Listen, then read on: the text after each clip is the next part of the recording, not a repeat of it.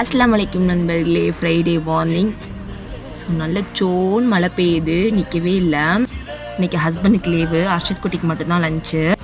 So husband வீட்டில் இருக்கிறதுனால பூரி வேணும்னு சொல்லிட்டாங்க, அதுக்காக தான் ரெடி பண்ணிகிட்ருக்கேன். ஸோ பூரி கிழங்கு மசாலா எப்படி பண்ணுறதுன்னு பார்க்கலாம் வாங்க.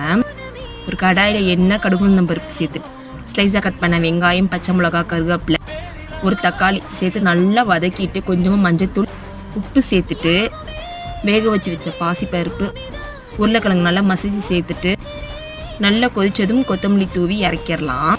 ஸோ டைம் ஆயிடுச்சுன்னா அர்ஷத் குட்டிக்கு மட்டும் பூரி போட ஆரம்பிச்சிட்டேன். ஸோ ஃபர்ஸ்ட் டைம் நான் பூரின்னு செய்ய ஆரம்பித்தப்பெல்லாம் எனக்கு இந்த பூரி புஷ்ஷுனே வராது, எனக்கு ரொம்ப வருத்தமாக இருக்கும். அதுக்கப்புறம் போக போக கொஞ்சம் நல்லா பழகிட்டேன். ஸோ அர்ஷத்தை சாப்பிட வச்சுட்டு ஸ்கூலில் போய் விட்டுட்டு வர சொல்லிட்டேன். இன்றைக்கி வேனை விட்டுட்டான். ஸோ என்னோடய ஹஸ்பண்ட் பார்த்திங்கன்னா எனக்காக ஹாட்டின் பூரி சுட்டு கொடுத்தாரு. எனக்கு ரொம்ப ஹாப்பியாக இருந்துச்சு.